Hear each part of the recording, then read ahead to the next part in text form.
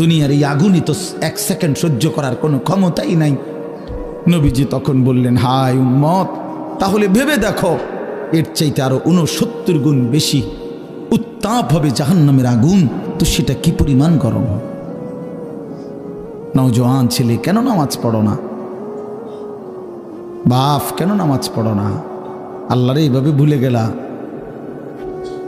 নারীরে এমনি পছন্দ হয়ে গেল, সারা রাত মোবাইলে ছবি দেখো, উলঙ্গ নাচ দেখো, জেনা ব্যভিচারের দৃশ্য দেখো, দিন নাই রাত নাই, ছবি, নারী, অসভ্যতা, নোংরামি, মদ, জুয়া, গাঁজা, ফেন্সি, ইয়াবা।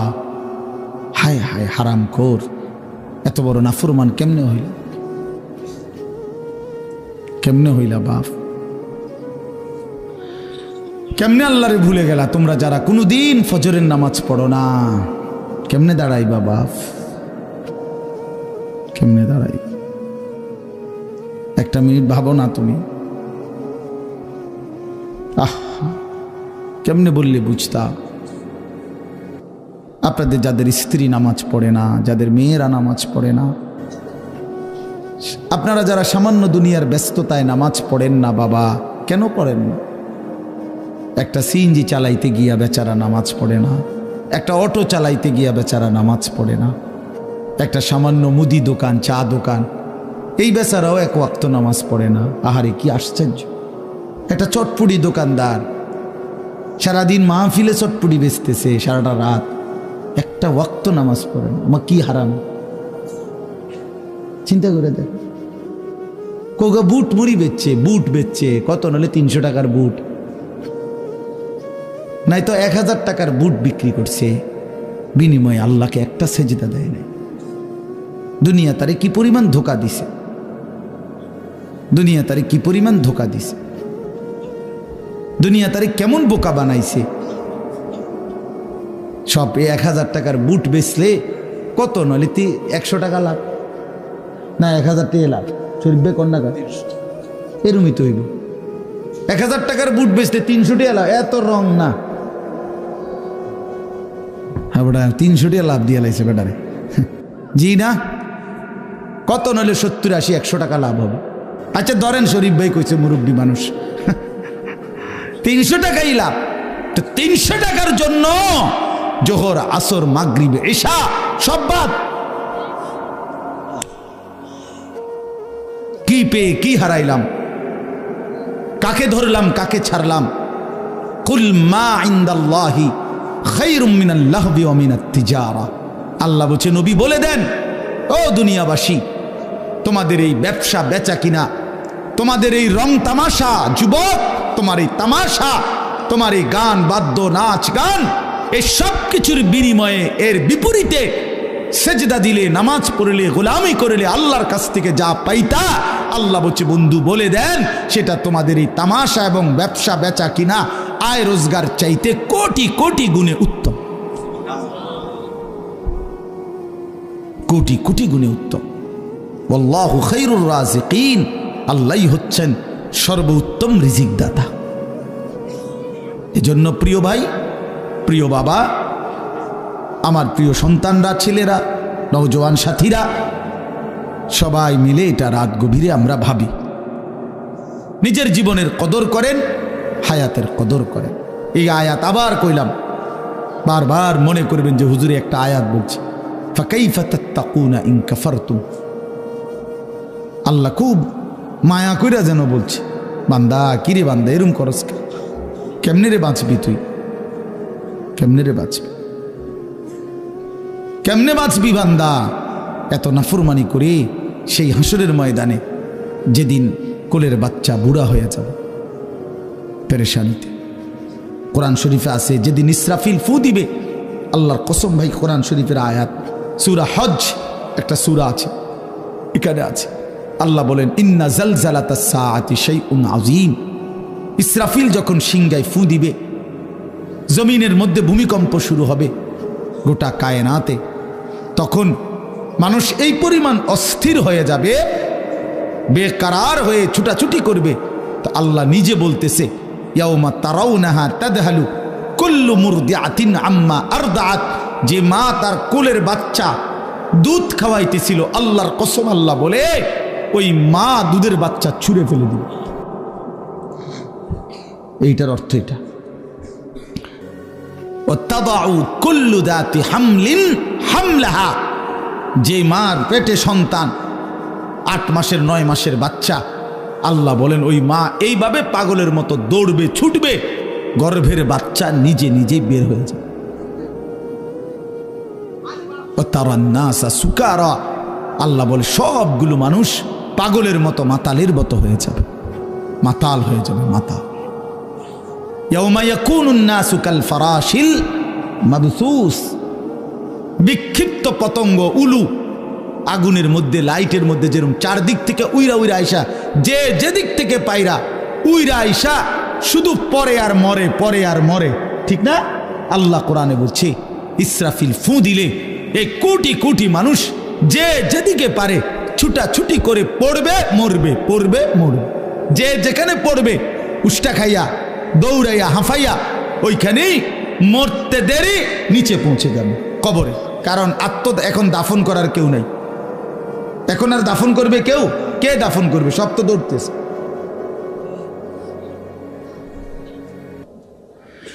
এই জন্য আমি অনুরোধ করছি বাপ, আপনারা প্রত্যেকে এই যে ফিকির, আমাদের প্রিয় হজরত মাওলানা মাহবুবুর রহমান সাহেব ইত্তেহাদুল উলামার ফিকির বলছে, আল্লাহর বান্দাদের কাছে দিন পৌঁছানো, মানুষের কল্যাণে মানুষের পাশে দাঁড়ানো, মানুষের জন্য কিছু করা, মানবতার জন্য কিছু করা, আর কোনো মানুষকে বন্যার্তকে ত্রাণ দেওয়া, ক্ষুধার্তকে খাবার দেওয়া, বস্ত্রহীনকে বস্ত্র দেওয়া, এতিম গরিব অসহায়কে খাদ্য খাবারের লোকমা তুলে দেওয়া, বিশ্বাস করেন এটা যেমন অনেক বড় সওয়াবের কাজ, নেকির কাজ, আল্লাহর কসম তার চাইতে কোটি কোটি গুণ বেশি উত্তম নেকির কাজ হলো কোনো মানুষকে জান্নাতের রাস্তা ধরায় দেওয়া, আলোর পথ দেখায় দেওয়া, আখিরাতের রাস্তা বলে দেওয়া, জাহান্নাম থেকে বাঁচার ফিকির করে দেওয়া। এটা বড় খেদমত। নবী সাল্লাল্লাহু আলাইহি সাল্লাম বলেন, ফাওয়াল্লাহি লা আন ইয়াহদিয়াল্লাহু বিকা রাজুলান ওয়াহিদান খায়রুন লাকা মিন হুমুরিন নাআম। নবী সাল্লাল্লাহু আলাইহি সাল্লাম বলেন, আল্লাহর কসম তোমার দ্বারা একজন ব্যক্তি, রাজুলান ওয়াহিদান একটি ব্যক্তি আল্লাহর পথ পেয়ে যাওয়া, গোটা আরবের সমস্ত দামি উট তোমাকে হাদিয়া দেওয়া তার চাইতে বেশি উত্তম। রাসূলুল্লাহ সাল্লাল্লাহু আলাইহি সাল্লাম বলছেন, এই জন্য এই মাহফিলের মাকসাদ এটা, আপনাদের জিন্দেগি বদলানো। কারো একজনের কলিজার মধ্যে একটা লোকও যদি, একটা ছেলে একটা যুবক সে যদি বুঝে যে আহারে আসলে তো আমার ফজরের নামাজ পড়া দরকার, আমি তো মুসলমান, আমি তো মুসলমান, আমি তো ইমানদার, আমার তো আখিরাত আছে, আমি তো মরতেই হবে।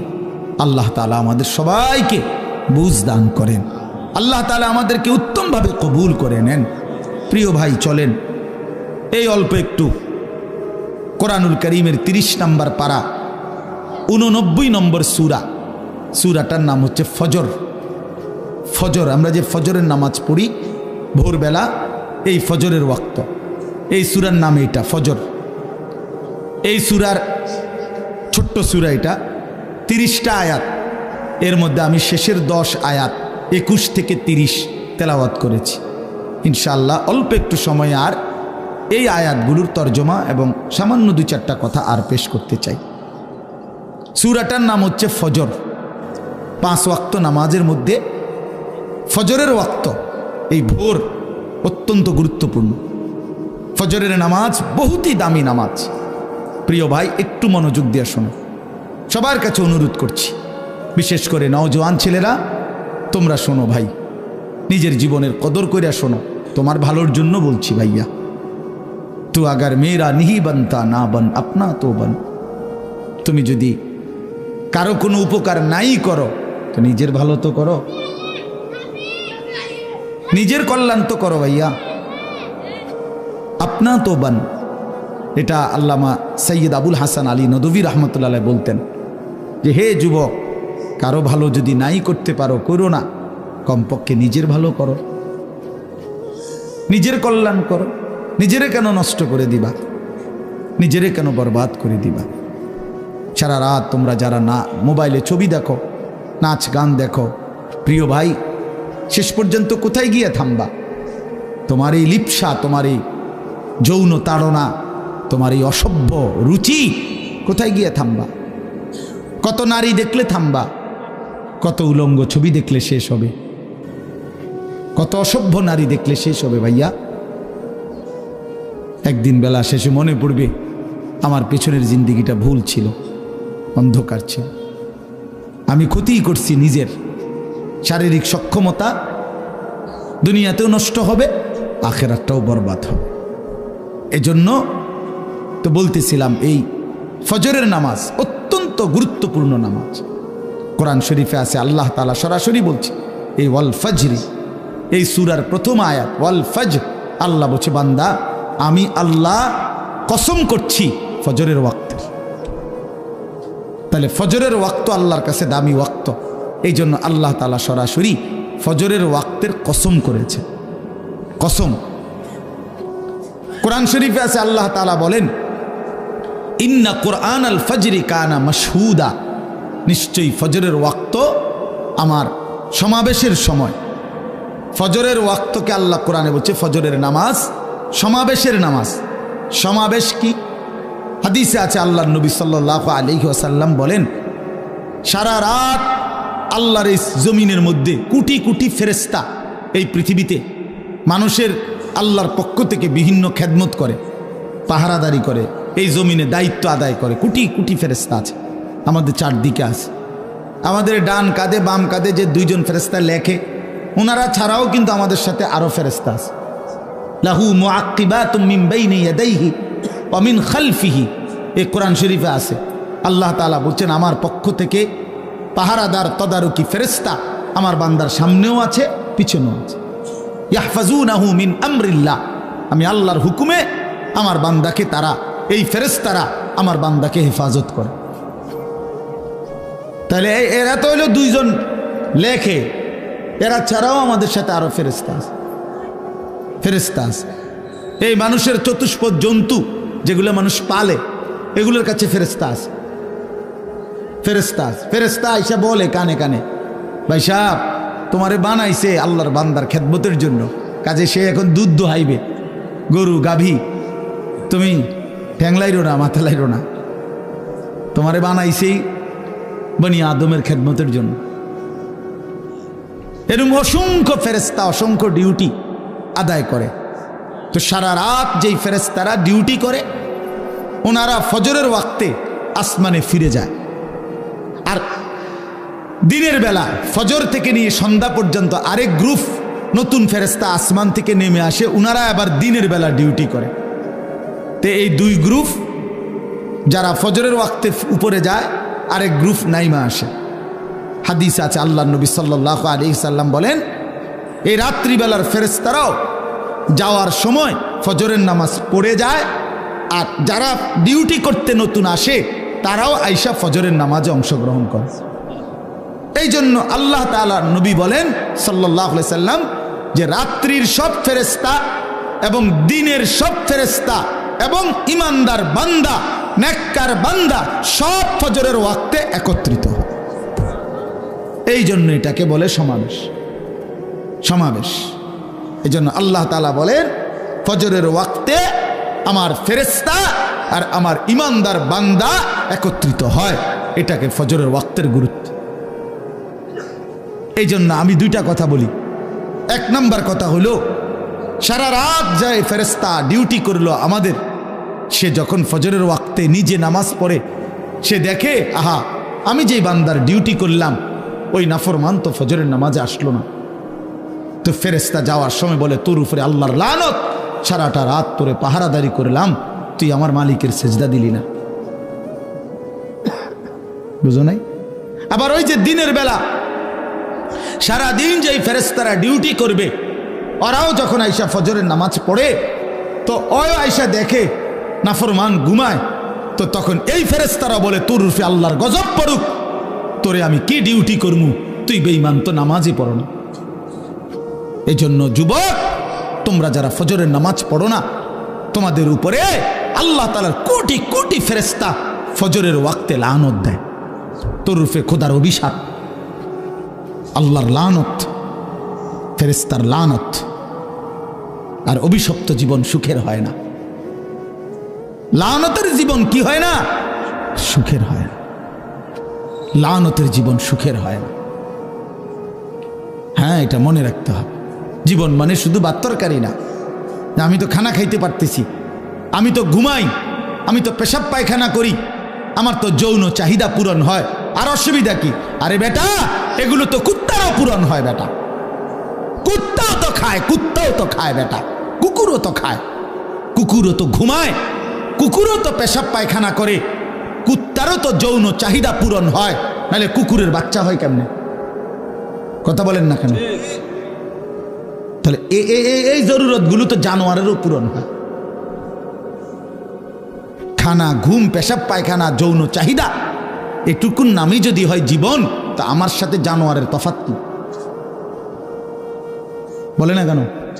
বলেন, এই যুবক, বেনামাজি যুবক, বলো তোমার সাথে জানোয়ারের তফাৎ কি? বলো বেটা, লজ্জা থাকলে বলো। এতটুকু হায়া যদি না থাকে, এতটুকু আকল যদি না থাকে, তো কি গোড়ার ডিম পড়লা? যাই পড়ছো, কিছু তো পড়ছো, জেনারেল পড়াই পড়ো না তো, তুমি না কিছু পড়ালেখা করছো বলে, তুমি না কিছু ক্লাস পড়লা, তো কি পড়লা ভাইয়া? মালিক চিনো না, মুনিব চিনো না, আখলাক চিনো না, আল্লাহর গোলামি চিনো না, তো কি শিখলা? আপনাদের বাবাদেরকেও বলি, আপনারা আপনাদের ছেলেকে, বেনামাজি সন্তানকে বলেন না, কি শিখাইলেন? কি শিখাইলেন? কি শিখাইলেন? কারো ফিকির নাই। স্ত্রী সন্তান এদের দিন নিয়া, নামাজ নিয়া, বউটা কোনোদিন পর্দা করে না, বেটার কোনো আওয়াজে নাই। মেয়েটা পর্দা করে না, বাপের চোখে পানি নাই, মার চোখে কোনো টেনশনে নাই, কোনো টেনশন। ৮-৭ পোশাক পরে মেয়েটা প্রতিদিন বাইরে যায়, বেচারা মা একটাবারও ভাবে না, হায় হায় আমার মেয়ে যে এরকম, 16 বছরের আমার মেয়েটা যে এরকম ৮-৭ কাপড় পরে যাচ্ছে, পোশাক পরে যাচ্ছে, রাস্তার ছেলেগুলো দেখলে কি ভাববে?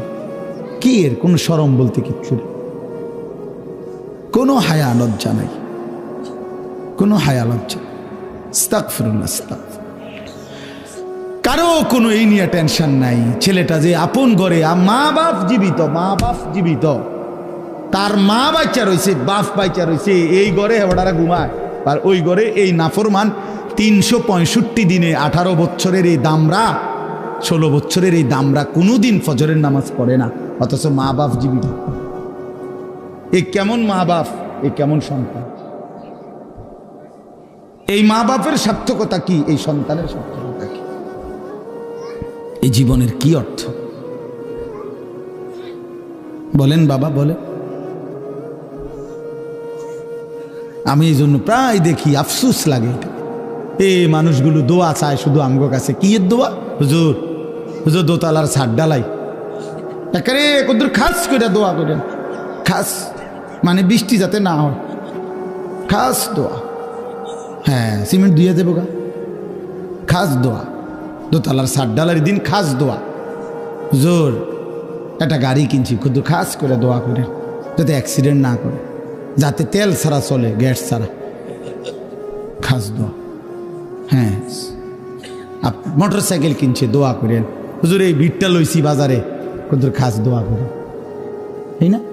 হুজুর দোকানটা দিছি, কদ্দুর খাস করে দোয়া করে দেন। আমনে দোয়া করে বাইর হইলেই, হ্যাঁ, টেলিভিশনটা চালামু।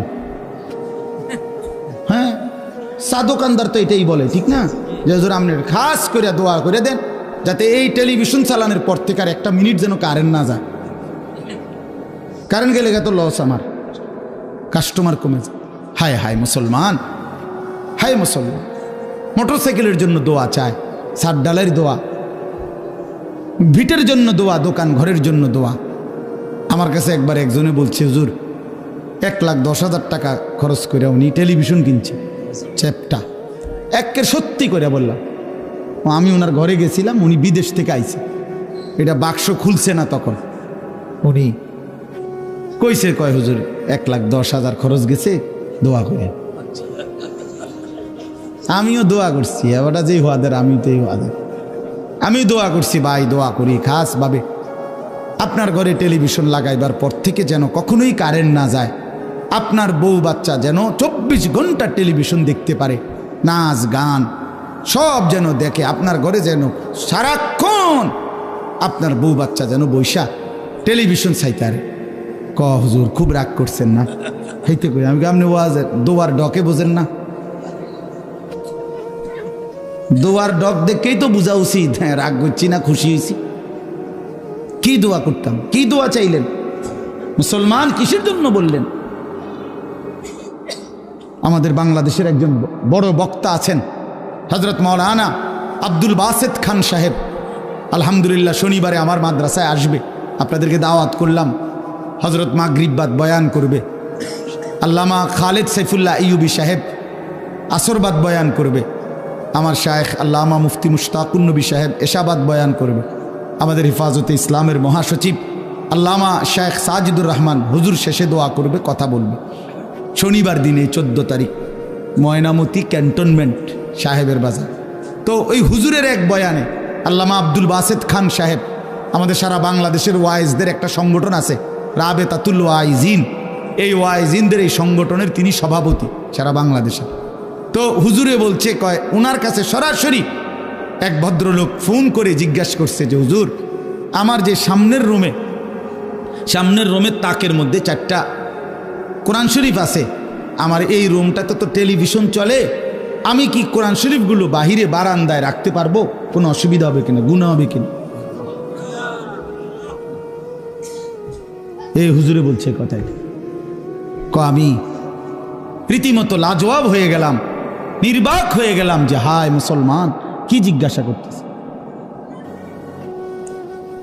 মুসলমান কি জানতে চাইতেছে যে টেলিভিশন চলার সুবিধার্থে আল্লাহর কোরআনকে ঘর থেকে বের করে দিতে চাইছে।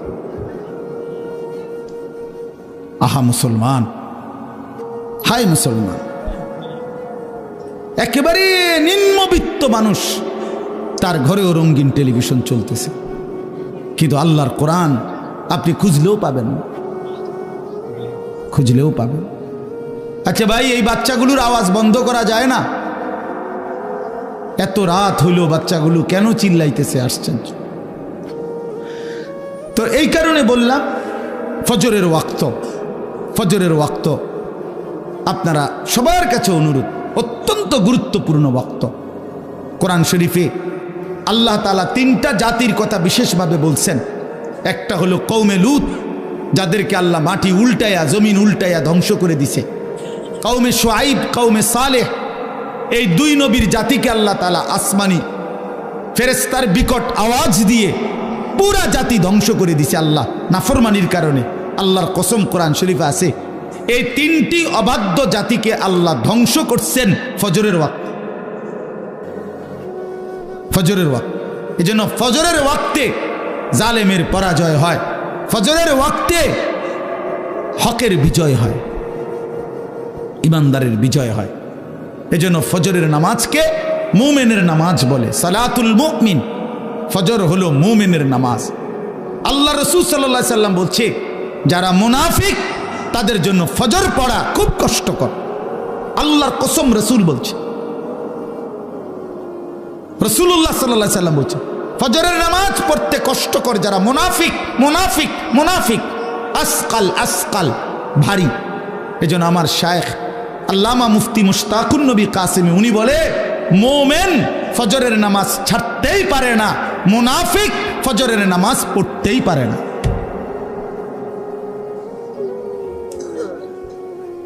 এজন্য খামখেয়ালি করেন না, ফজরের নামাজ বহুত গুরুত্বপূর্ণ। আমাদের নবী সাল্লাল্লাহু আলাইহি সাল্লাম রবিউল আউয়াল মাসের সোমবারে সর্বশেষ উম্মতকে, নবীর সাহাবীদেরকে মসজিদে ফজরের নামাজের সময় দেখে পুরা মসজিদ ভরা দেখে খুশি হয়েছিলেন এবং নবীজি চোখের পানি ফেলে কাঁদছিলেন। আর আয়েশা রাদিয়াল্লাহু তাআলা আনহাকে বলছিলেন, নবীজি ফজরের নামাজে সেদিন ইন্তেকালের দিন যেতে পারেন নাই, এত অসুস্থ ছিল। তো হুজরাত থেকে তাকায় দেখছে সাহাবীরা ফজরের নামাজ পড়তেছে, সবাই মসজিদ ভরা। সেদিন নবীজির সোমবার রবিউল আউয়ালে নবীজি চোখের পানি ফেলছিলেন আর বলছিলেন, আয়েশা আমার 23 বছরের মেহনত সার্থক। 23টা বছর আমি চোখের পানি ফেলছি, রক্ত ঝরিয়েছি, তায়েফে পেটে পাথর বাঁধছি, বিনিময়ে আমি যেমনটা চেয়েছি আমার সাহাবীদেরকে তেমন দেখলাম। ফজরের ওয়াক্তে মসজিদ ভরা দেখলাম। এরপরেই নবীজি আল্লাহর কাছে বলছে, আল্লাহ আল্লাহুম্মা রফিক আল আলা, আপনি বন্ধুর কাছে আমি যেতে চাই। এই সেদিন জোহরের আগেই সোমবার দিন আল্লাহ রাসূল সাল্লাল্লাহু আলাইহি ওয়াসাল্লাম ইন্তেকাল করছে। এটাই বিশুদ্ধ ইতিহাস। এজন্য নবী সাল্লাল্লাহু আলাইহি সাল্লাম উম্মতকে শেষ কোন নামাজে দেখছেন? সবাই বলেন, সবাই বলেন। সেই উম্মত যখন আমলনামা নিয়ে নবীর সামনে যাবে আর আল্লাহ রসুলের হাতে নিজের আমলনামা তুলে দিবে, ইয়া রাসূলুল্লাহ এই যে আমার আমলনামা, আপনি আমার জন্য একটু সুপারিশ করেন। আল্লাহর কসম নবীজি সাল্লাল্লাহু আলাইহি সাল্লাম তখন তাকিয়ে দেখবে আর দেখবে পৃষ্ঠার পর পৃষ্ঠা, বছরের পর বছর নামাজ নাই, ফজরের নামাজ 5 ওয়াক্ত নামাজ নাই, 40 বছর সুদ খাইছে, 30 বছর ধরে মিথ্যা বলছে, হায়াতের 60 বছর, অথচ অনবরত প্রতিনিয়ত বিড়ি সিগারেট খাইয়া গেছে। 60 বছর বয়স চা দোকানে আড্ডা দিছে, নাটক সিনেমা নর্তকীর ছবি দেখছে, কথায় কথায় মিথ্যা বলছে, গালিগালাজ করছে।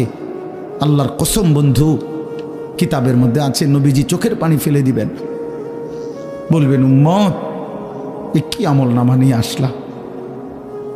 এটাই শ্রেষ্ঠ নবীর শ্রেষ্ঠ উম্মতের আমল নামা? তুমি জানো উম্মত, আমি 23টা বছর উম্মত তোমাদের জন্য আমি দিবা নিশি কাঁদছি উম্মত। আম্মা জান আয়েশা রাদিয়াল্লাহু তাআলা আনহা বলছেন, এশার নামাজের পরে নবী দাঁড়াইছে ফজরের আজান পর্যন্ত উম্মতের জন্য এক দাঁড়ানোতে চোখের পানি ফেলে কাঁদছে। নবীজি বলবেন, ভাইয়া যে উম্মত আমি 23টা বছর কেঁদেছি, সারা রাত কাঁদছি তোদের জন্য। তায়েফের পাথরের আঘাতে আমার পিঠটা চালনির মতো ছিদ্র ছিদ্র হয়ে গেছে। উহুদের দান দান করা শহীদ, এই রক্তাক্ত শরীর নিয়ে আমি উহুদের ময়দানে বেহুশ হয়ে পড়েছিলাম। ক্ষুধার কষ্টে আমি পেটে 2টা পাথর বাঁধছিলাম। আমার ঘরের চুলায় 3 মাস আগুন জ্বলে নাই। এত রক্ত, এত চোখের পানি, এত ক্ষুধার কষ্ট বিনিময়ে উম্মত এই আমল নামা? তুমি আমার এত বড় বেইজ্জতি কেমনে করলা উম্মত? আমি শ্রেষ্ঠ নবী, তুমি আমার শ্রেষ্ঠ উম্মত। আমি সেই শ্রেষ্ঠ উম্মতের আমল নামা নিয়ে আমার মতো এত বড় নবী আমি আমার মালিকের সামনে কেমনে দেখাবো? বলো না ভাইয়া, কেমনে দেখাবো? তুমি যদি রসুলের চোখের পানি ঝরাও তো তোমারে মুক্তি দিবে কে? তোমার আমল নামা দেখে যদি নবীর চোখে পানি ঝরে তোমারে মাফ করবে কে? হ্যাঁ, কে মাফ করবে? এত বড় বেইজ্জতি রসুলকে কইরেন না ভাই, কইরেন না। নবীজি সাল্লাল্লাহু আলাইহি ওয়াসাল্লাম কষ্ট পাবে, বলবে উম্মত আমি অনেক কষ্ট করছি, জানো না উম্মত? 3 দিন ক্ষুধার্ত থাইকা নবী আবু বকর ওমরকে নিয়ে, আমি নিজে হাদিসে পড়ছি, 3 দিনের ক্ষুধার্ত থাকার পরে 2টা খেজুর আর একটু পানি পান করছে। এরপরেও বলছে ওমর আল্লাহর কসম এইটুকুর জন্য হাসরের ময়দানে আল্লাহর কাছে জবাবদিহি করতে হবে, এই 2টা খেজুর আর একটু পানির জন্য, অথচ 3 দিনের ক্ষুধার্ত। এই জন্য ইনশাআল্লাহ সবাই নিয়ত করি আজকে এই রাত গভীরে যে আমরা ফজরের নামাজ পড়ব। বলো না বাবা, ছেলেরা বলো ভাই, নিয়ত করো, বাপ নিয়ত করো। ফজরের নামাজ বিজয়ের নামাজ, ফজরের নামাজ ইনকিলাব, ফজরের নামাজ বিজয়ের নামাজ, ফজরের নামাজ ইমানদারের নামাজ। তোমরা যদি নিয়ত করতে পারো যে ইনশাআল্লাহ ফজরের নামাজ পড়বা, পড়তে চেষ্টা করো, আমি বিশ্বাস করো, আমি বললাম আগামী দিনে ইমাম মাহদির পক্ষে তোমরা লড়তে পারবা ইনশাআল্লাহ। সারা পৃথিবীর মধ্যে, সারা পৃথিবীতে মজলুমের বিজয় হচ্ছে, সারা পৃথিবীতে ইমানের জয় জয়কার আলহামদুলিল্লাহ। জানো না বন্ধু, পৃথিবীর দৃশ্যপট বদলে যাচ্ছে, পৃথিবীর পুরা হিসাব কিতাব বদলে গেছে, বদলে গেছে পৃথিবীর হিসাব। মজলুমের বিজয় হচ্ছে, ইমানদারের বিজয় হচ্ছে। 54 বছর একটানা এক জালেম শাসক বাপ ফুত দুইজনে মিলে ইসলামের গুরুত্বপূর্ণ অত্যন্ত ফজিলতপূর্ণ একটি দেশ সিরিয়া শাম দেশ, যেখানে 54 বছর ধরে একটানা বাপ আর ফুত দুইজনে মিলে জালেম জুলুমের শাসন কায়েম করেছিল।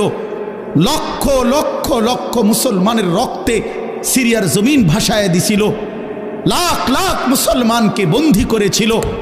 সেই সিরিয়ার জালেম স্বৈর শাসক ফ্যাসিস্ট ওই জালেম গত 8 ডিসেম্বর, এই ডিসেম্বর মাসের 8 তারিখ সেও ওইখানে ইমানদার মুজাহিদিনদের আক্রমণের মুখে ওই বেঈমান ওই নাফরমানেও সে নিজ দেশ ছেড়ে পালায় গেছে, পালায় গেছে।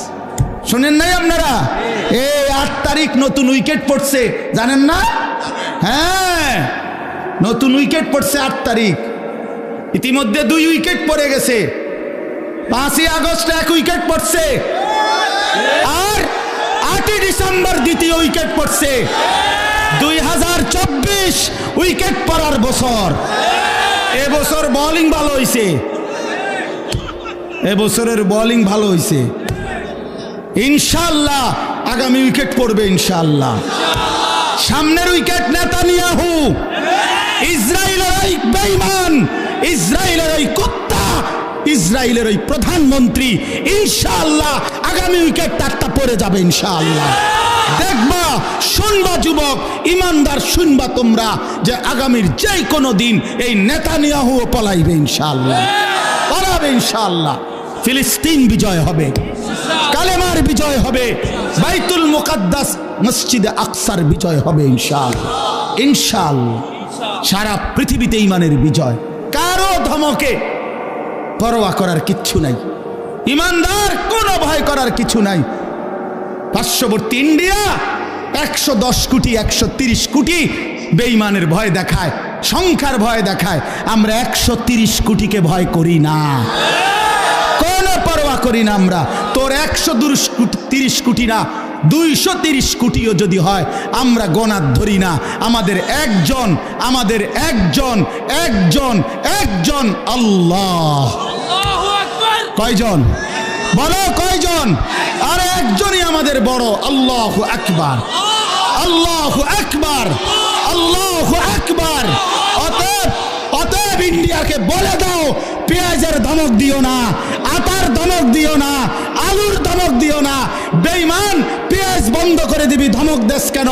পেঁয়াজ তোর বাপের, কথা বলে না। মোদির আব্বার নি পেঁয়াজ, কথা বলো। তার বাপের নি পেঁয়াজ, ভাই ধমক দেয় কেন?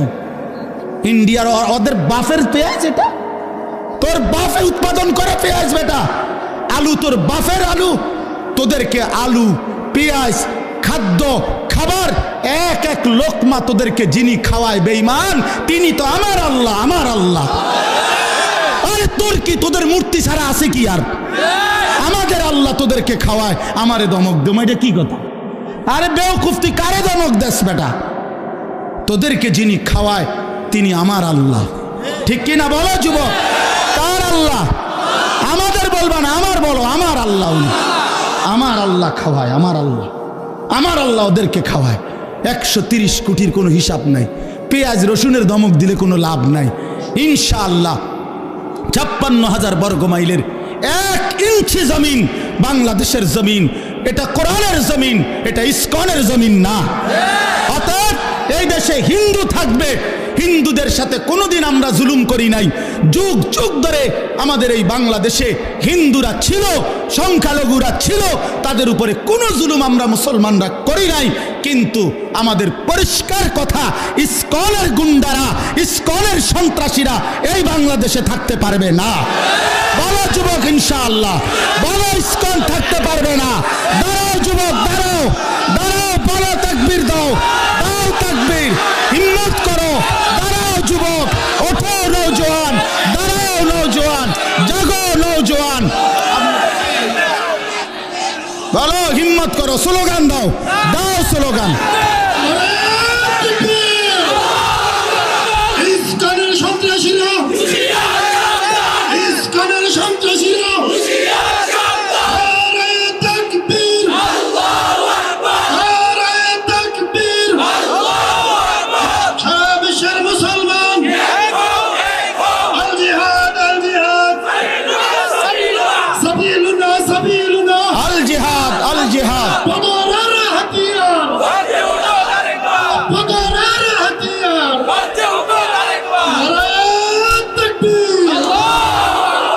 বসো ভাইয়া, ইমানদার মরে না, ইমানদার মরে না। আমার লক্ষ কোটি বাংলাদেশের যুবক এখনো আছে ইনশাআল্লাহ। আমরা কলিজার রক্ত দিয়ে, শাহাদাতের খুন দিয়ে জমিন রক্ষা করব ইনশাআল্লাহ। হ্যাঁ, সোজা হিসাব, সোজা হিসাব।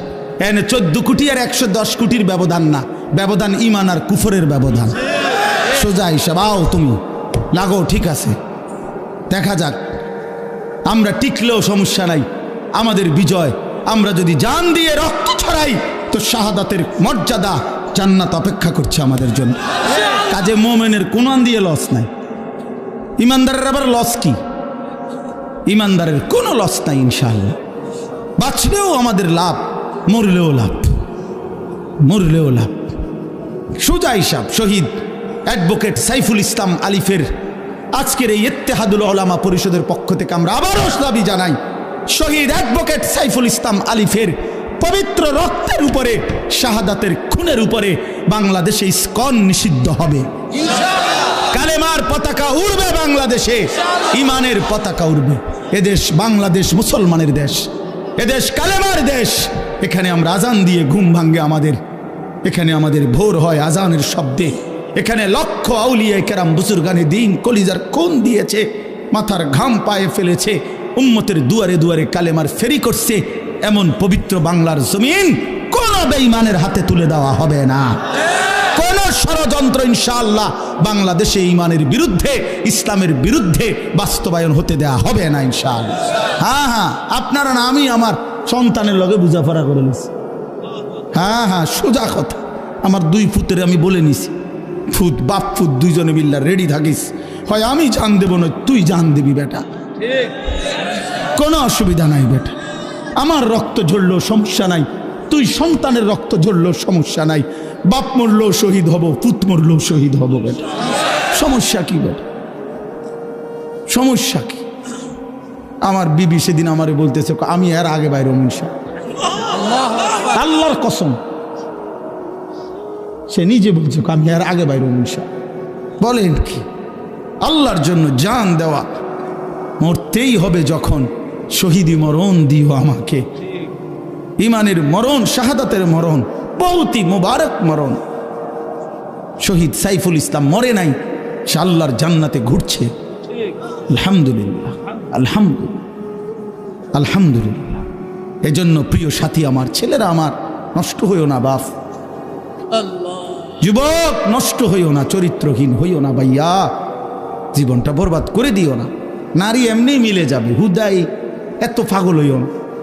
এমনি একটা বিবাহিত হালাল স্ত্রী আল্লাহ মিলাই দিবে, এটা আল্লাহর ওয়াদা। যাকে আল্লাহ তাআলা পুরুষ বানাইছেন তার জন্য আল্লাহ তাআলা হালাল স্ত্রী সৃষ্টি করেছে। ও কিটটা তুমি এরকম পাগল হয়ে গেছো? পৃথিবীতে নারী পুরুষের, স্বামী স্ত্রীর এই পবিত্র সম্পর্ক প্রথম দিন থেকে, প্রথম দিন থেকে। পৃথিবীর প্রথম সম্পর্ক কিসের সম্পর্ক? স্বামী স্ত্রী সম্পর্ক। আরে আদম হাওয়া কি ছিল? বোঝো নাই কথা? পৃথিবীর প্রথম সম্পর্ক কিসের সম্পর্ক?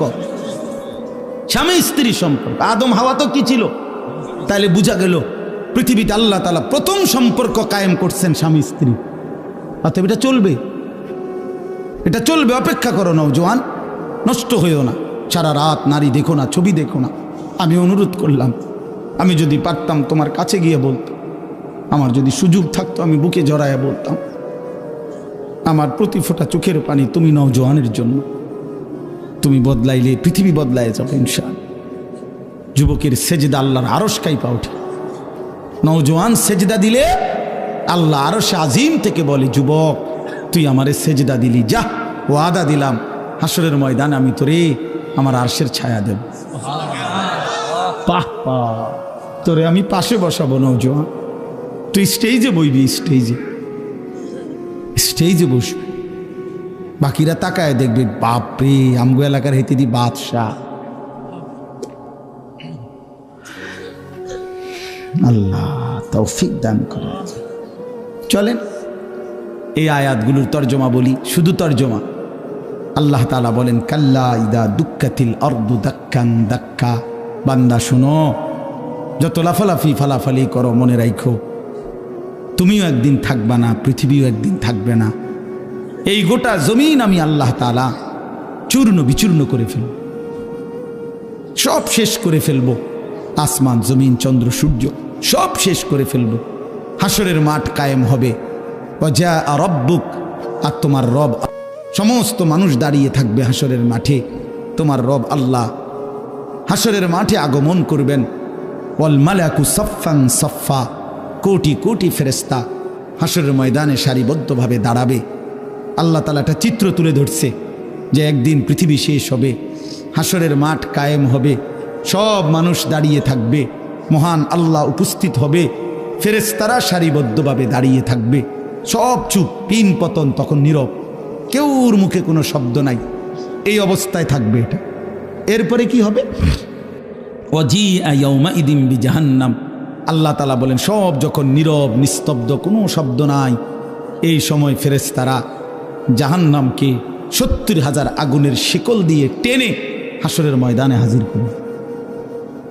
জাহান্নামকে যখন হাসরের ময়দানে আনবে, জাহান্নামের প্রচণ্ড আগুন, গরম, এটার একটা তীব্র বিকট জাহান্নামের ভিতর থেকে আওয়াজ বের হবে, এক গর্জন, সমুদ্রের গর্জনের মতো, তার চাইতে মারাত্মক ভয়ঙ্কর গর্জন যখন জাহান্নামের আগুনের বের হবে, এই প্রথম পুরা হাসরবাসী, নবীজি বলছেন পুরা হাসরের ময়দানে একসাথে চিল্লাইয়া উঠবে, ইয়া রব্বি নফসি নফসি, ইয়া রব্বি নফসি নফসি,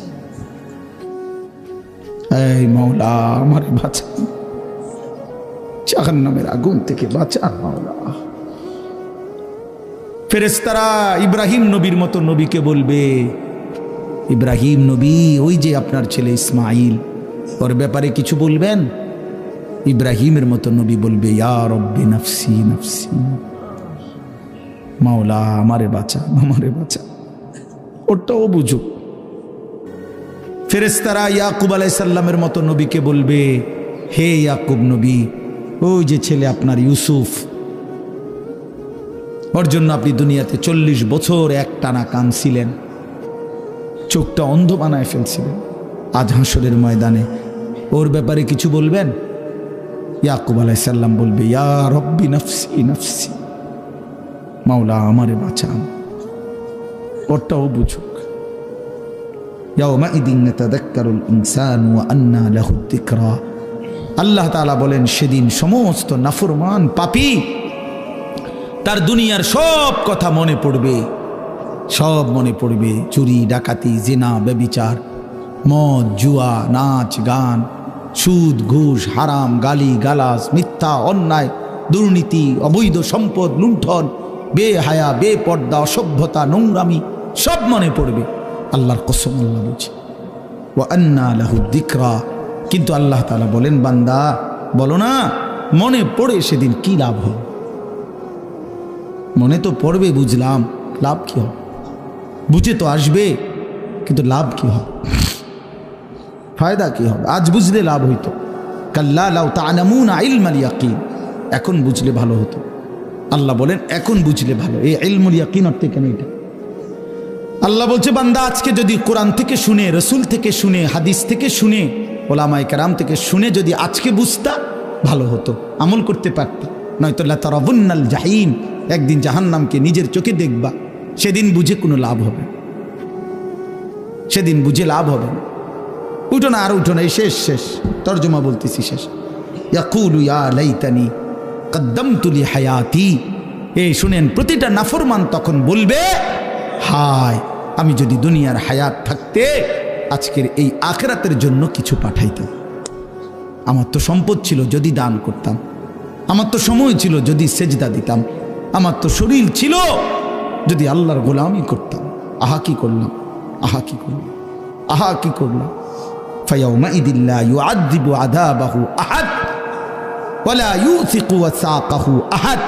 আল্লাহ বলে বান্দা বিশ্বাস করো সেদিন হাসরের ময়দানে আমি আল্লাহ তোমারে যেই আযাব দিব, শাস্তি দেবে, এমন শাস্তি বান্দা তোমারে আর কেউ কোনোদিন দেয় না। আল্লাহ নিজে বলতে, এটা কিন্তু ভয়ানক কথা।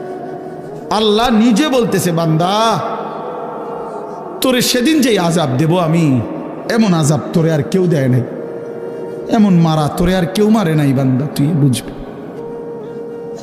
ফায়াউমাইদিন লা ইউআযিবু আযাবাহু আহাদ, আল্লাহর আযাবের মতো আযাব আর কেউ তোমাকে দেয় নাই। ওয়ালা ইউসিকু ওয়াসাকাহু আহাদ, আল্লাহ বলে ফেরেশতারা, এই নাফরমান, তোরে হাসরের ময়দানে যেই বাঁধাটা বাঁধবে এমন বাঁধা তোরে আর কেউ বাঁধে না, এমন বাঁধা তোরে আর কেউ বাঁধে না।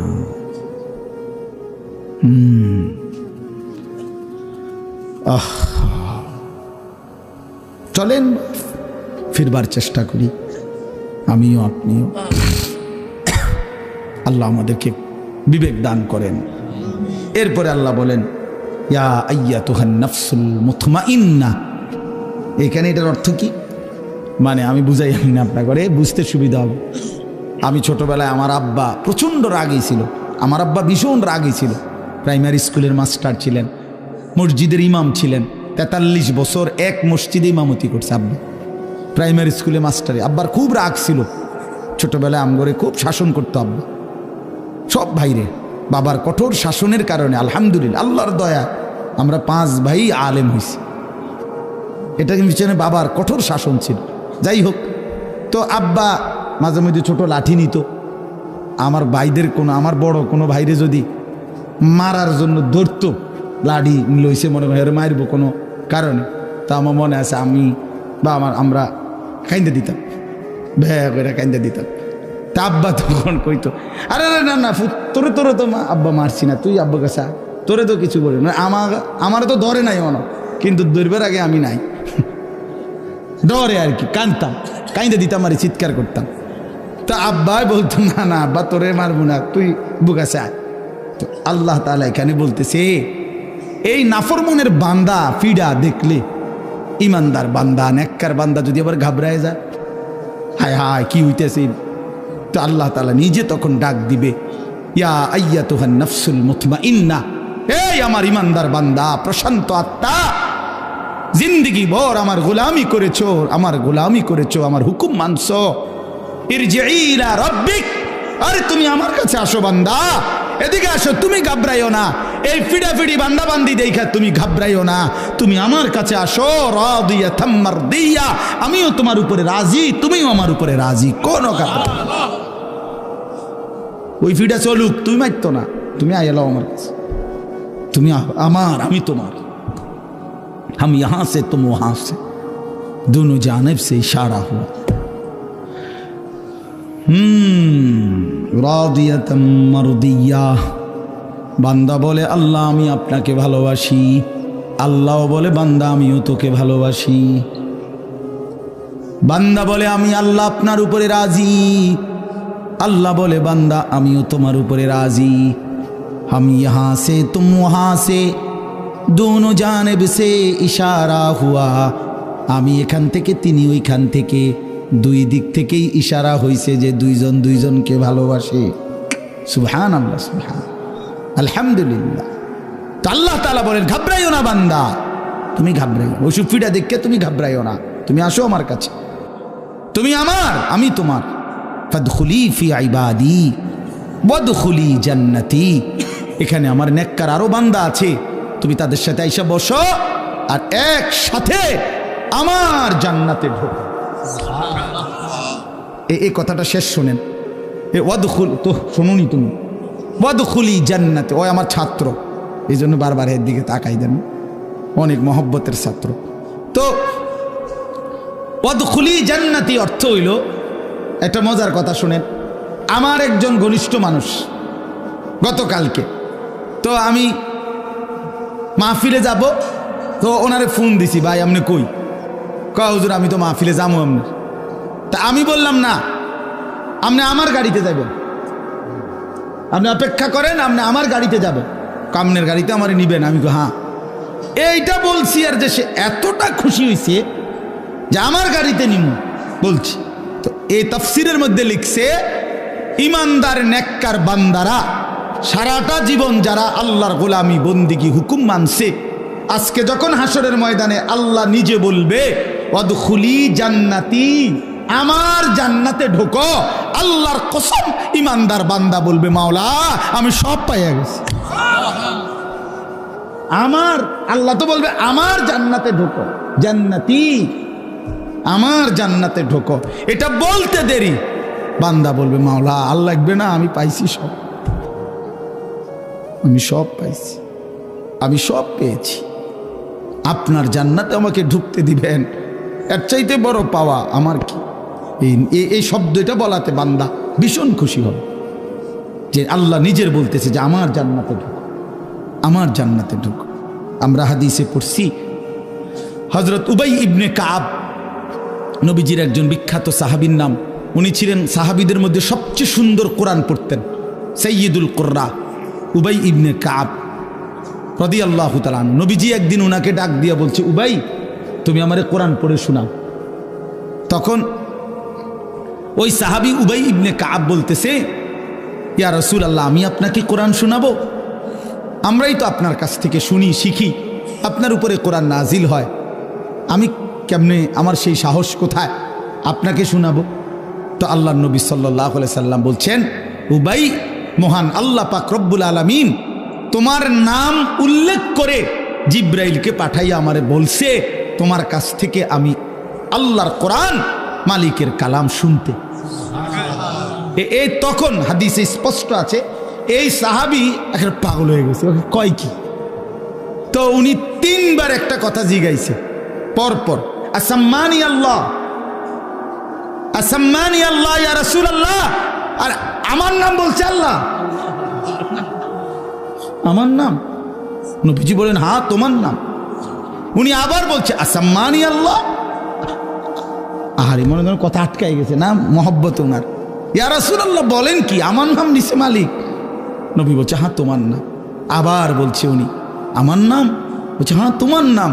আল্লাহর কসম হাদিসে আছে ফাবাকা, এই সাহাবী অজরে কাঁদতে শুরু করছে, চোখের পানি ছেড়ে দিছে, হায় রাসূল নবী এই গোলামের এর চাইতে বড় সৌভাগ্য আর কি যে তার মনিব তার নাম দিছে।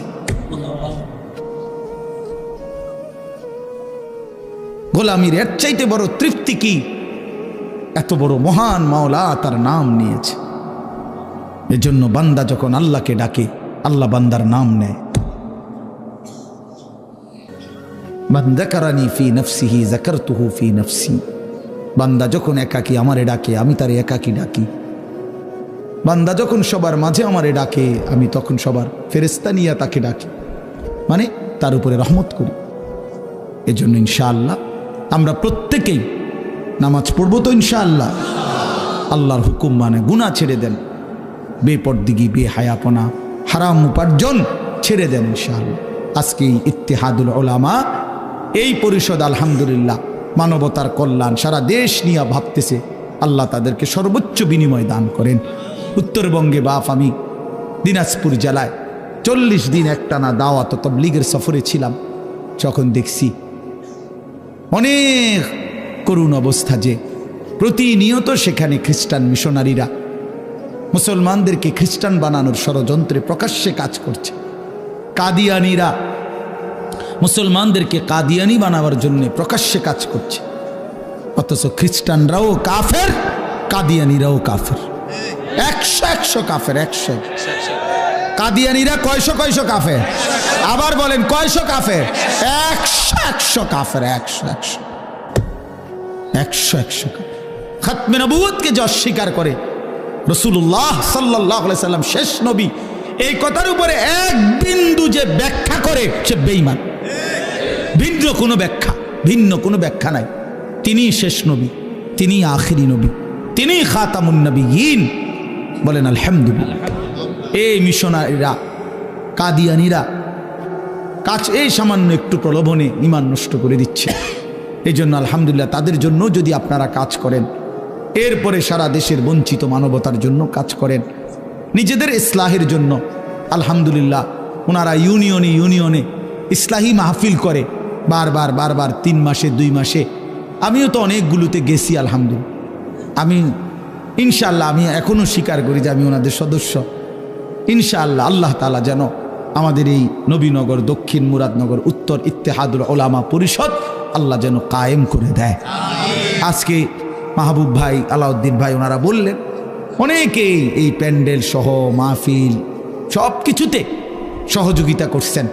যারাই সহযোগিতা করছেন আল্লাহ আপনাদেরকে উত্তম বিনিময় দান করেন। অনেক যুবক ভাই বলতেছেন যে যুবকরা খুব উৎসাহের সাথে খেদমত করছে, সহযোগিতা করছে। আমিও দিল থেকে দোয়া করি আল্লাহ তাআলা প্রতিটা নওজোয়ানকে হিম্মত দান করেন। এই জন্য যুবক ভাই তোমরা ইনশাআল্লাহ কল্যাণের কাজে আগায় আসো, নেকের কাজে আগায় আসো। আগামীর পতাকা কালেমার তোমাদের হাতে উঠবে ইনশাআল্লাহ। হাদিসের মধ্যে আছে হযরত ইরবাজ ইবনে সারিয়া, একজন সাহাবীর নাম ইরবাজ, উনি বর্ণনা করছেন যে রাসূলুল্লাহ সাল্লাল্লাহু আলাইহি ওয়াসাল্লাম আমাদের মাঝে ওয়াজ করলেন। এই ওয়াজ করার পরে আমাদের অবস্থা কি হলো নবীজির ওয়াজ শুনে? হাদিসে স্পষ্ট শব্দ আছে, জারাফাত মিনহাল উয়ুন ওয়া ওয়াজিলাত মিনহাল কুলুব। সাহাবী বলতেছে নবীজির ওয়াজ শুনে আমাদের অবস্থা হলো যে আমাদের সকলের চোখ থেকে পানি ঝরতে লাগলো আর আমাদের দিলগুলো আল্লাহ তাআলার ভয়ে কাঁপতে লাগলো। এই যে দুইটা শ্রোতার হালাত, সাহাবীদের হালাত কোরআনুল কারীমের মধ্যে আছে। আল্লাহ তাআলা বলেন, ওয়া ইদা সামিউ মা উনজিলা ইলার রাসূল তারা আয়ুনাহুম তাফীদু মিনাদ দাম'i মিম্মা আরাফু মিনাল হক। আল্লাহ বলেন, দুনিয়াবাসী দেখো, আমার রাসূলের সাহাবীদেরকে দেখো, একজন একজন সাহাবীদের দিকে তাকায় দেখো আমার রাসূলের, যে আমি আল্লাহর কোরআন যখন আমার রাসূলের উপরে নাজিল হয় আর তিনি যখন তাদের সামনে সেটা পড়ে আর আমার রাসূলের সাহাবীরা যখন শুনে, তো তাকিয়ে দেখো তাদের প্রত্যেকের চোখ দিয়ে তখন অঝরে পানি ঝরতে থাকে। তারা আয়ুনাহুম তাফীদু মিনাদ দাম'i, তাদের চোখ অশ্রু প্রবাহিত করে আল্লাহর কোরআন শুনলে। তাহলে এই ছিল সাহাবায়ে কেরামের ফিকির, আল্লাহর কোরআন শুনলে কাঁদতেন। হযরত আব্দুল্লাহ ইবনে মাসউদ, একজন সাহাবীর নাম, বিখ্যাত সাহাবী, তিনি বর্ণনা করছেন যে নবী সাল্লাল্লাহু আলাইহি সাল্লাম একদিন আমাকে কোরআন শরীফ শুনাইতে বলছেন। মানে নবীজি উনাকে বলছেন, ইবনে মাসউদ তুমি আমারে কোরআন পড়ে শোনাও। হযরত আব্দুল্লাহ ইবনে মাসউদ বলেন, আমি অত্যন্ত ভয় এবং আদবের সাথে চোখ নিচের দিকে নামাইয়া সূরা নিসা, কোরআনের ৪র্থ সূরা, এই সূরার প্রথম ৪০টা আয়াত একটানা তেলাওয়াত করলাম। ৪০ আয়াত পড়ার পর নবী সাল্লাল্লাহু আলাইহি ওয়াসাল্লাম আমাকে বললেন, হাসবুকাল আন, ইবনে মাসউদ এবার থামো। তিনি বলেন আমি থামলাম। অতঃপর চোখ তুলে নবীজি সাল্লাল্লাহু আলাইহি সাল্লামের চেহারা মুবারকের দিকে তাকালাম। তাকিয়ে দেখি ফাইদা আইনাহু তাদরিফান, আল্লাহর নবী সাল্লাল্লাহু আলাইহি সাল্লামের দুই চোখ থেকে অঝরে পানি ঝরতেছে, তিনি কাঁদতেছেন। তাইলে রাসূলুল্লাহ সাল্লাল্লাহু আলাইহি সাল্লাম তিনি নিজেও আল্লাহর কোরআন শুনে কাঁদতেন, তো সাহাবায়ে কেরামও কি করতেন? কাঁদতেন। এই ছিল আল্লাহর কোরআনের কথা, দিল নরম হওয়ার কথা। সুম্মা তালিনু জুলুদুহুম ওয়া কুলুবুহুম ইলা যিকরিল্লাহ। আল্লাহ তাআলা কোরআনুল কারীমের মধ্যে বলছে, আমার কোরআনের বৈশিষ্ট্য, আমার কোরআন যে দিল দিয়ে শুনে তো তার শরীরের সমস্ত চামড়া এবং দিল পুরাটাই আমি আল্লাহর স্মরণ, আমার ইবাদত, আমার জিকির, আমার বন্দিগির জন্য নরম হয়ে যায়, ঝুঁকে যায়, ঝুঁকে যায়। এজন্য বাস্তবিক অর্থেই আল্লাহর কোরআন শুনলে দিল নরম হয়, দিল নরম হয়। আল্লাহর কোরআন কেউ মনোযোগ দিলে ধীরে ধীরে জিন্দিগি বদলায়। আমাদের পরিবর্তন হয় না কেন? আমরা মনোযোগ দেই না, আমরা গাফলত। বুট খাইতে খাইতে ওয়াজ শুনে তো কি হবে ভাইয়া? বাদাম খাইতে খাইতে ওয়াজ শুনলে পরিবর্তন হবে না। মোবাইল টিপতে টিপতে ওয়াজ শুনলে কদ্দুর শুনলেন, কদ্দুর বুট খাইলেন, চা খাইলেন, কদ্দুর হাইটা আসলেন, তো হইল কি? মুনাসাবাত হইল কি? মুনাসাবাত হইল কি? এই জন্য বাপ, দোস্ত আমার, বন্ধু আমার, প্রিয় ভাই আমার, সবার কাছে অনুরোধ, আল্লাহর কথা মনোযোগ দিয়ে শুনতে হয়। আমার শুধু ওয়াজ না, ওলামায়ে কেরামের প্রত্যেকের নসিহত দিল দিয়ে শুনলে আল্লাহ তাআলা জিন্দিগি বদলায় দেয়, আল্লাহ তাআলা আখিরাত সুন্দর করে। আল্লাহর কোরআনের মধ্যে নূর আছে, হেদায়েত আছে, আল্লাহর কোরআনের মধ্যে শিফা, সমস্ত দৈহিক এবং আর্থিক রোগের ঔষধ আছে, ঔষধ আছে। এই জন্য আমরা উচিত এটা, তোমরা যারা নওজোয়ান ছেলে আছো তোমাদের কাছে অনুরোধ ভাইয়া, আল্লাহর কোরআন শুনো, মনোযোগ দিয়ে শুনো, মোবাইল থেকেই শুনো, তেলাওয়াত শুনো কিছুক্ষণ। আল্লাহর কোরআন শুনলে ধীরে ধীরে দিল নরম হয়। এটা অনেক বড় একটা ঔষধ। আল্লাহর স্মরণ, আল্লাহর জিকির, আফদালু যিকরি তিলাওয়াতুল কোরআন। রাসূলুল্লাহ সাল্লাল্লাহু আলাইহি ওয়াসাল্লাম বলেন সর্বশ্রেষ্ঠ জিকির হলো কোরআনুল কারীমের তেলাওয়াত। রাসূলুল্লাহ সাল্লাল্লাহু আলাইহি ওয়াসাল্লাম সারা রাত দাঁড়িয়ে কোরআনুল কারীম তেলাওয়াত করতেন।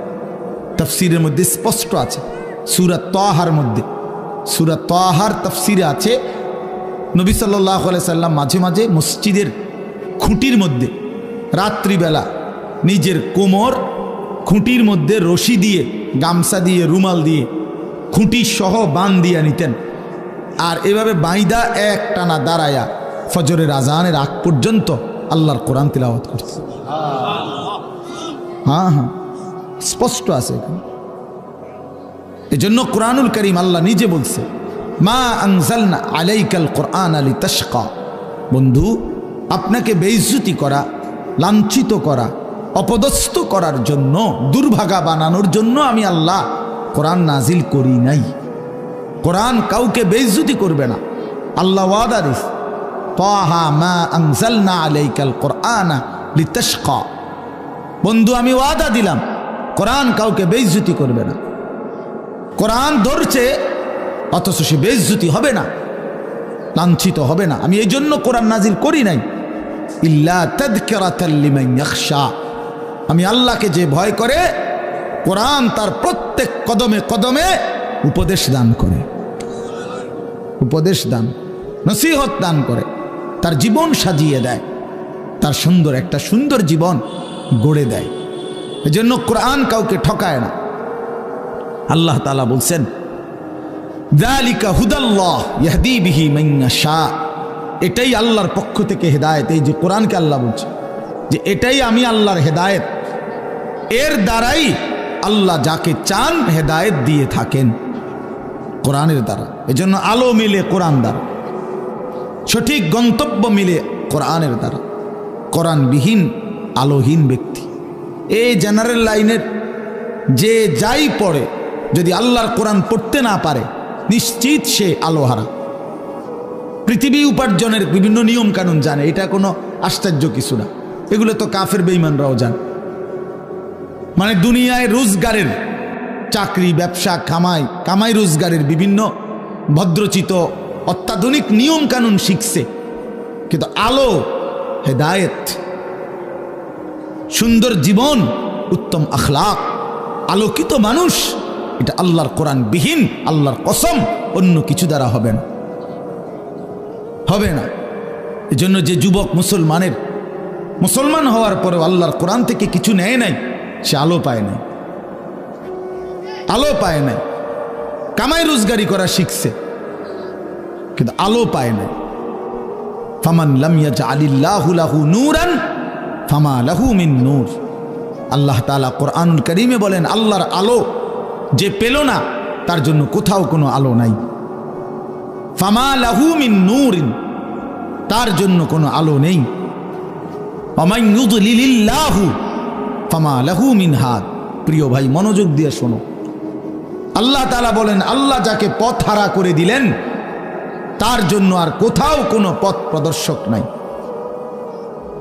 তুমি নামাজ থেকে ছুটে গেছো, আল্লাহর বাঁধন থেকে ছুটে গেছো, নাফরমান, তুমি আর কোনো দিন আলো পাবা না, আর কোনো দিন ভালো মানুষ মিলবে না।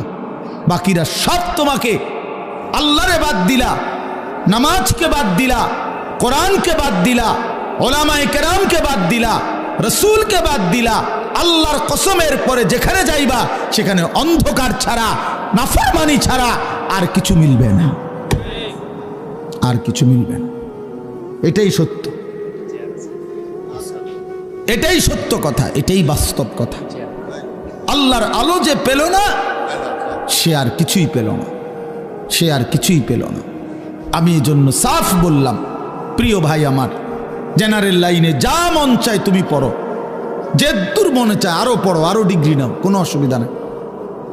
একবারে হিমালয় পর্বতের উচ্চতা সমান যেন তোমার ডিগ্রি হয়, কোনো অসুবিধা নেই। আটলান্টিক মহাসাগরের গভীরতা পরিমাণ যেন তোমার ডিগ্রি হয়, সমস্যা নাই। কিন্তু আল্লাহর কোরআন থেকে বঞ্চিত হইলা কেন? 16 বছরেও কোনোদিন আল্লাহর কোরআন পড়তে পারো না, কি পড়ালেখা করলাম মিয়া? জেনারেল লাইনে তো আমরাও পড়ছি মিয়া। আমি তো কুমিল্লা ভিক্টোরিয়া কলেজ থেকে মাস্টার্স পাশ করছি, সায়েন্স বিজ্ঞান বিভাগ থেকে দাখিল এসএসসি পাশ করছি, কামিল পাশ করছি, টাইটেল পাশ করছি, কওমি মাদ্রাসা থেকে দাওরা পাশ করছি। আমার এতগুলো সার্টিফিকেট, ওই দিন খুঁজছি সার্টিফিকেটগুলো কই, জিঙ্গাইছি এই কয়দিন আগেও, কই তুই সিডি কে জানে না, আমি জানিও না কই কিতাম সার্টিফিকেট দিয়ে ভাত খাইয়া এমনি কুল পাই না। আলহামদুলিল্লাহ, আল্লাহ তাআলা ঠকায় না, আল্লাহকে ধরে বান্দা ঠকে না, ঠকে না। এই জন্য প্রিয় ভাই আমার, বন্ধু আমার, আমি শুরুতে এই কথা বললাম, আল্লাহর কোরআন মুসলমানের যে সন্তান, বাবা, আপনাদের বয়স্ক মানুষ, আপনাদেরকেও বলি, আল্লাহর কোরআন যিনি দেখে দেখে পড়তে পারেন না, সাইয়া সাইয়া কোরআন শরীফটাও শুদ্ধ পড়তে পারেন না, সাইয়া সাইয়াও আপনি বোবা। আমি বললাম আপনি বোবা, বোবা, বোবা, বোবা, বোবা। বাকি কথাগুলো না বললেও দুনিয়া ভোগ করা যাইতো। বোবা মানুষ যারা, যারা বোবা, তারা ভাতও খায়, ঘুমও যায়, পেশাব পায়খানাও করে, বিয়েও করে, বোবারও বাচ্চা কাচ্চা হয়। কথা বলেন না কেন? তাহলে বোঝা গেল বাকি দুনিয়া ভোগ করার জন্য বোবাই যথেষ্ট। কথা না বললেও চলতো। যে মালিকের দেওয়া জবান, যার দেওয়া চোখ, যার দেওয়া জিহ্বা, আরে নাফরমান তার কালাম দেখে দেখেও পড়তে পারো না, কি ঘাস কাটলা সারাটা জীবন? কি ঘোড়ার ঘাসটা কাটলা? কি ঘোড়ার ঘাস কাটলা? হ্যাঁ, জিন্দেগি কি কামাই করলাম মিয়া? এই মুসলমান, কি জীবন গঠন করলা? কি মিলাইছেন ঘরে? আমরা দেখছি না, 60 বছর 50 বছরের কামাই মিলাইয়া আপনার ঘরে কিতা ফার্নিচার আমরা জানি তো। সোফা 1 সেট, হ্যাঁ, ওয়াল শোকেস 2টা, ডাইনিং টেবিল 1 খান, চেয়ার 6টা, বক্স খাট 2টা, আর এমনি নর্মাল খাট 2টা, কাঁচের প্লেট 1 ডজন, নুনের বাটি 4টা, চার কাপ 12টা, আর 4টা বাথরুমে বদনা 4টা। আর কি তা? হ্যাঁ মিয়া, আর কি কি দুনিয়া কামাই করলেন? এই কদ্দুর, এই 1 সেট সোফার, একটা খাট আর একটা ফার্নিচার, এই নাইলে 1 কোটি টাকার মাল, নাই তো 1 কোটি টাকার মাল আর কি গট্টার মধ্যে। তো এই 1 কোটি টাকার মাল কামাই করে 60 বছর শেষ, 60 বছর শেষ। আস্তাগফিরুল্লাহ। তো বাকি আখিরাত, বাকি কবর। হ্যাঁ, فكيف تتقون إن كفرتم يوما يجعل الولدان شيبا। এই বাপ, কোরআনুল কারীমে আল্লাহ বলছে, বান্দা তুমি যে আমার নাফরমানি করছো, তুমি কি একটাবার ভেবেছো সেই হাসরের ময়দানে তুমি কেমনে বাঁচবা? বান্দা, যেই হাসরের ময়দানের একদিনের পেরেশানি কোলের বাচ্চাকে বুড়া বানায় ফেলবে, বুড়া বানায় ফেলবে। এই বাপ, এটা কোরআন শরীফের আয়াত। আমার জীবনে সবচেয়ে বেশি কাঁপ উঠে, ভয় লাগে আমার এই আয়াত। আমার মাদ্রাসায় প্রতিদিন জোহরের পরে সূরা মুজাম্মিল, এই সূরাটা পড়ে। এটা একটা আমল আমাদের মাদ্রাসার। এই সব সময় এটা প্রায় শুনি, ছেলেরা যে পড়ে এই আয়াত, এটা পড়ে, এটা সূরা মুজাম্মিলের আয়াত। ফাকাইফা তাত্তাকুনা ইন কাফারতুম ইয়াওমান ইয়াজআলুল বিলদানা শিবা। আল্লাহ ডাক দিয়ে বলছে, বান্দা এই যে একটা দিন নামাজ পড়ো না, কেমনে বাঁচবা বান্দা? 30 বছর ধরে সুদ খাইতেছো বান্দা, 40 বছর ধরে বিড়ি সিগারেট খাইতেছো বান্দা, প্রতিদিন মিথ্যা বলো বান্দা। এই বান্দা, এভাবে বুঝি মুসলমান ডেলি মিথ্যা বলে? মুসলমান বুঝি প্রতিদিন গালি দেয়? মুসলমান বুঝি প্রতিদিন নাফরমানি করে? মুসলমান বুঝি কোনো দিন ফজরের নামাজ পড়ে না। ফাকাইফা তাত্তাকুন, বান্দা এইভাবে যে অব্যাহত নাফরমানি করছো, আসলে কি তুমি বাঁচবা কেমনে? কেমনে বাঁচবা? ইয়াউমান ইয়াজআলুল বিলদানা শিবা, যেদিন বাচ্চাকে বুড়া বানায় ফেলবে একদিন। ওহ, আল্লাহ মাফ করে দেন। ইয়াওয়াদ্দুল মুজরিমু লাউ ইফতাদি মিন আযাবি ইয়াউমিইদিন বিবানিহি ওয়া সাহিবাতিহি ওয়া আখি ওয়া ফাসিলাতিহি আল্লাতী তু'বি ওয়া মান ফিল আরদি জামিআ সুম্মা ইউনজি। আল্লাহ বলেন, নাফরমান পাপী হাসরের ময়দানে আল্লাহকে বলবে, আল্লাহ আজকে আমাকে জাহান্নাম থেকে মুক্তি দেওয়ার জন্য আপনি আমার সন্তানদেরকে জাহান্নামে দিয়ে দেন, আমার স্ত্রীকে জাহান্নামে দিয়ে দেন, আমার ভাই বেরাদরগুলোকে জাহান্নামে দিয়ে দেন, আমার বংশের সব মানুষকে জাহান্নামে দিয়ে দেন, এই পৃথিবীর সব মানুষকে জাহান্নামে দিয়ে দেন, তবু আমারে বাঁচায় দেন। খোদার কসম বাপ, এটা কোরআন শরীফের আয়াত। ওয়ামান ফিল আরদি জামিআ, নাফরমান বলবে, মাওলা গোটা পৃথিবীর সব মানুষকে জাহান্নামে দিয়ে দেন, সুম্মা ইউনজি, বিনিময়ে আমাকে শুধু বাঁচিয়ে দেন।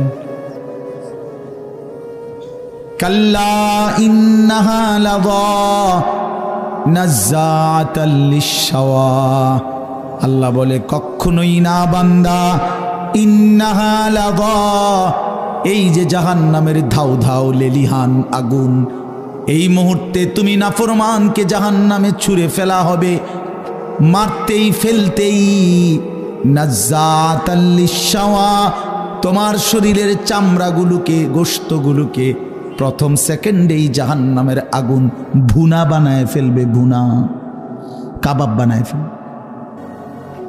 একটা সেকেন্ডে জাহান্নামের আগুন তোমার গোশত চামড়া সিদ্ধ বানায় ফেলবে, ভুনা বানায় ফেলবে। শাওয়া অর্থ মাশউই অর্থ ভুনা। এতটা তীব্র আগুন এটা। ওমা আদরাকা মা হিয়া নারুন হামিয়া।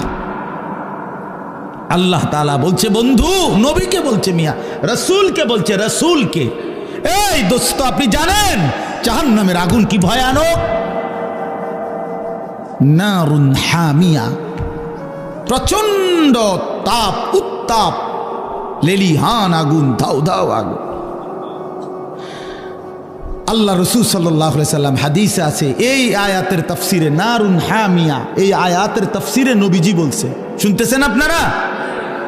নবীজি সাল্লাল্লাহু আলাইহি সাল্লাম বলছে, নারুকুম হাদিহি জুজউম মিন 70 জুজআম মিন নারি জাহান্নাম। উম্মত, তোমাদের এই দুনিয়ার আগুনের চাইতে জাহান্নামের আগুন এর চাইতে 69 গুণ বেশি গরম। জাহান্নামের আগুনের 70 ভাগের 1 ভাগ তোমাদের দুনিয়ার আগুন। শুনেন এরপরে কি হয়েছে? এই কথাটা বলার পর তাফসীরে কুরতুবীতে কথা স্পষ্ট আছে, আমি নিজে পড়ছি, আমার গাড়িতেও এই কিতাব আছে। সাহাবায়ে কেরাম এটা শুই না যে দুনিয়ার আগুন জাহান্নামের আগুনের 70 ভাগের 1 ভাগ, এর চাইতে 69 গুণ বেশি আরো গরম জাহান্নামের আগুন। এ কথা শুনে সাহাবীরা লাফ দিয়ে উঠছে, এরকম লাফ দিয়া, ফাল দিয়া উঠছে, ফাল দিয়া ভয়ে আর আতঙ্কে। সাহাবায়ে কেরাম বলছে, ওয়া ইন্না যালিকা লাকাফিয়া ইয়া রাসূলুল্লাহ, এই নবী বলেন কি, দুনিয়ার এই আগুন হতোই এইটাই তো লাকাফিয়া, জ্বালাইয়া পুরাইয়া ছাই করার জন্য এটাই তো যথেষ্ট।